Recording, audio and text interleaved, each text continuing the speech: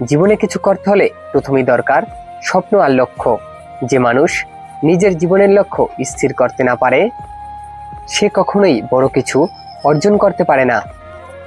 লক্ষ্য স্থির করার পর দরকার পরিকল্পনা। শুধু স্বপ্ন দেখলেই হবে না, সেই স্বপ্নকে বাস্তবে রূপ দেওয়ার জন্য সুস্পষ্ট পথ তৈরি করতে হবে। কোনো সাফল্য রাতারাতি আসে না। সফল হতে হলে শতবার ব্যর্থতার মুখোমুখি দাঁড়াতে হয়। আর সেই সময় ধৈর্য ধরে লড়াই চালিয়ে যাওয়া মানুষকে সাফল্য এনে দেয়।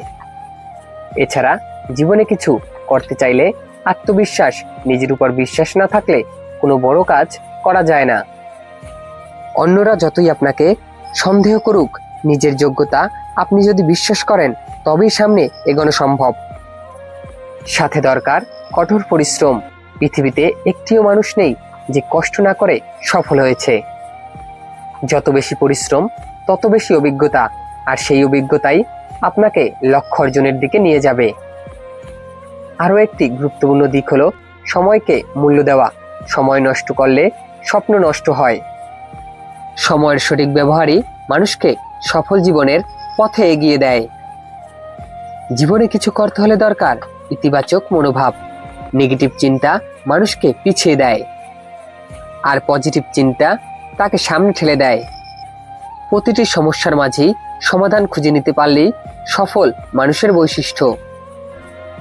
জীবনে কিছু করতে চাইলে লক্ষ্য, পরিকল্পনা, ধৈর্য, আত্মবিশ্বাস, কঠোর পরিশ্রম, সময়ের সঠিক ব্যবহার আর ইতিবাচক মনোভাব। জীবনে বড় কিছু করতে চাইলে পরিকল্পনা ছাড়া কোনো কাজই সফল হয় না। যেমন একজন ইঞ্জিনিয়ার বাড়ি বানাতে গেলে আগে নকশা তৈরি করেন, তেমনি জীবনে প্রতিটি কাজে প্রয়োজন সঠিক পরিকল্পনা। পরিকল্পনা হলো সেতুর মতো, যা আমাদের বর্তমান থেকে ভবিষ্যতের দিকে নিরাপদে পৌঁছে দেয়। কেন পরিকল্পনা দরকার? পরিকল্পনা মানুষকে পথ দেখায়, সময় নষ্ট হতে দেয় না, লক্ষ্যকে ছোট ছোট ধাপে ভাগ করে সহজ করে দেয়, সমস্যার আগে থেকেই সমাধান খুঁজে পেতে সাহায্য করে, ভুল সিদ্ধান্ত নেওয়ার সম্ভাবনা কমিয়ে আনে। পরিকল্পনার সবচেয়ে বড় সুবিধা হলো এটি আমাদের অস্থিরতা থেকে বাঁচায়। যখন কারো কোনো পরিকল্পনা থাকে না, তখন সে কি করবে কোনো পথ খুঁজে বের করতে পারে না। কিন্তু পরিকল্পনা থাকলে সে জানে তার পরের পদক্ষেপ কি।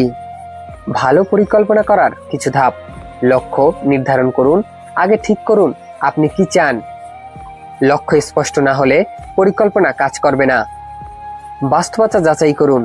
আপনার বর্তমান অবস্থা কেমন, হাতে কি কি সম্পদ আছে, সময় কতটুকু আছে তা হিসাব করুন। ধাপে ধাপে ভাগ করুন। বড় কাজকে ছোট ছোট ধাপে ভাগ করলে সহজ হয়। সময় নির্ধারণ করুন। কোন কাজ কখন শেষ করতে হবে তা একটি সময়সীমা বেঁধে দিন। বিকল্প পরিকল্পনা রাখুন। জীবনে হঠাৎ অনেক কিছু ঘটে যেতে পারে, তাই সবসময় বিকল্প চিন্তা রাখলে সমস্যায় পড়বেন না।